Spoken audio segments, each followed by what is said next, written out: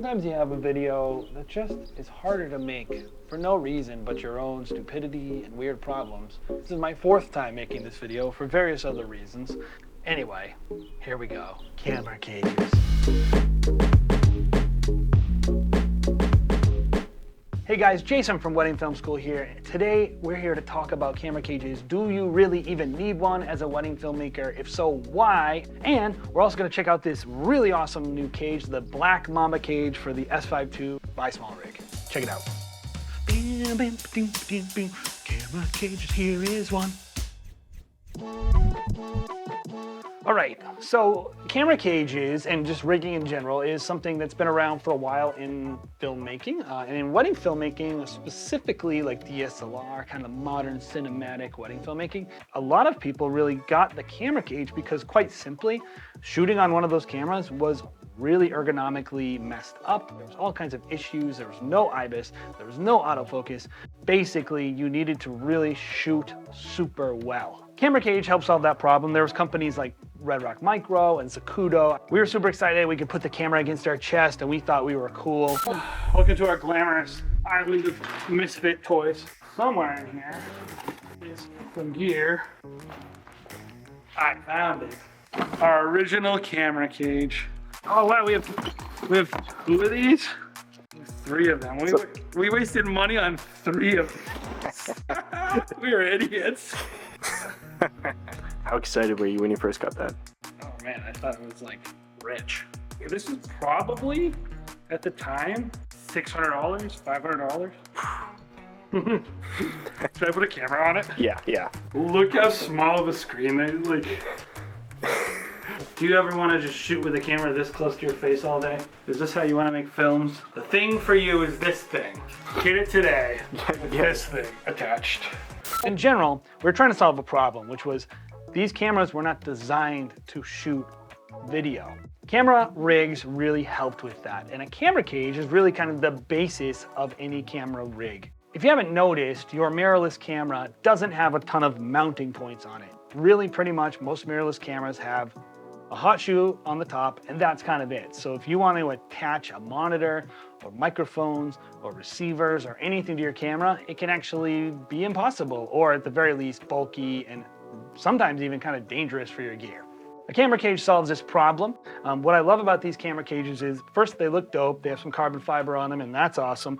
And they're super, super, super open, which is awesome. You have access to virtually every single thing you need on this camera, whether it be the batteries down here, or all the buttons on the top, the media right here, and of course all your ports on the side. They've thoughtfully designed it in a way where there's a lot of rubber actually on the inside to keep rubbing on the camera from happening, which some other cages maybe don't do. They have thought of that a little bit. They've also done something really, really smart with how the actual cage mounts to the camera, which is they have these 2 locks here and here, which actually go into the little strap holes.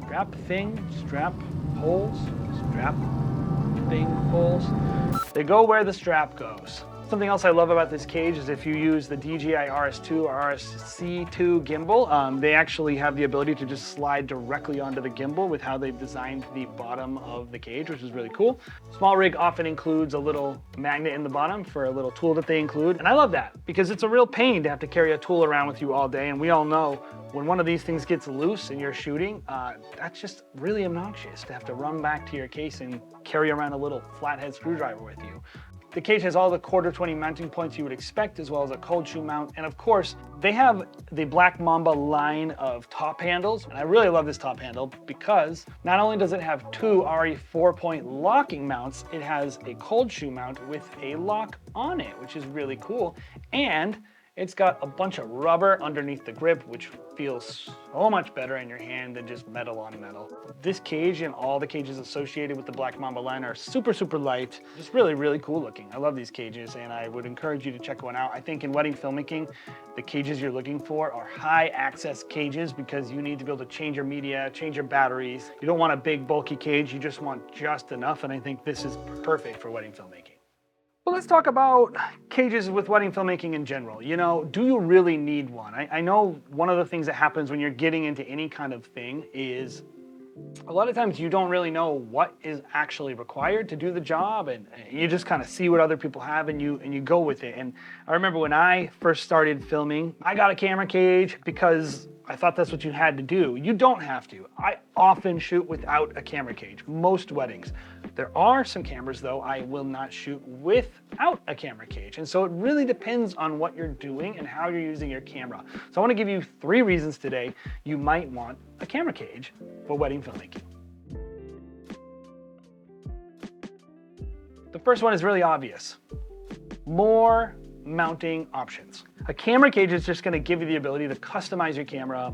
It's going to give you 1/4-20 mounting points, locking mounting points, extra cold shoes, the ability to maybe have an SSD on there, on-camera monitors, just a lot of different things that I think, depending on the type of filmmaker you are, might really matter to you. For instance, when I shoot Blackmagic, I like to shoot the Blackmagic cinema camera totally rigged up. I like to have a V-mount on the bottom, some side handles on there, a little mounting point for my SSD, and even a little gun stock that goes against my chest. That camera just looks better to me and feels better rigged up.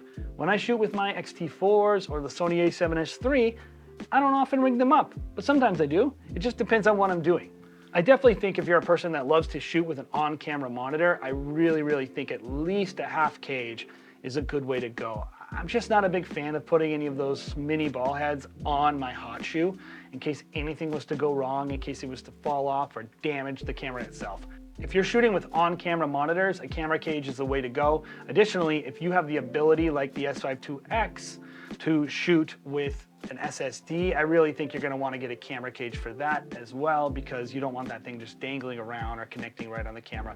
You want that media to be super secure, and a camera cage will help with that. The second reason you might want to use a camera cage as a wedding filmmaker is just simple ergonomics. One of the biggest issues I have with a lot of modern cameras is just that the weight distribution is totally off, especially when you have this really beefy glass on these really tiny bodies. It doesn't feel great to me. Now, for many of you guys, how your camera is weighted and the ergonomics of your camera might not be a major concern. You'd rather just still not add any bulk. But for those of you that want a more balanced camera, different weight distribution, different hand placements, or the ability to have more points of contact on your camera, a camera cage is actually an excellent way to accomplish that.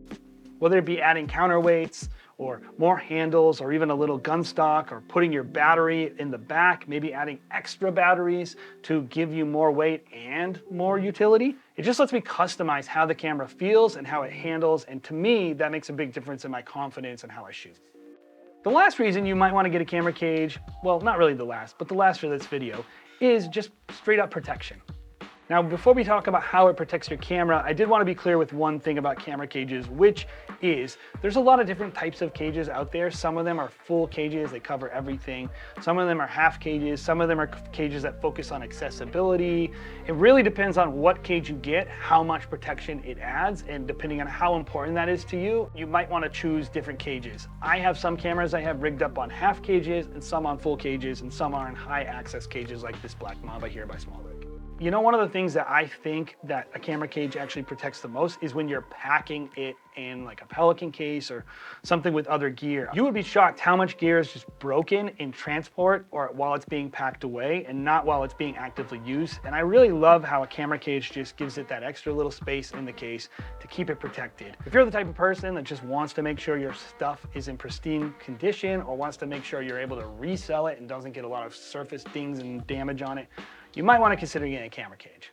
Well, I know that's not like the most interesting topic in the world, guys, and we didn't get into how to rig your camera. If you want more rigging tips, let us know in the comments. We're happy to do some rigging videos. We've done a little bit in the past, but it's not something we typically do on the channel.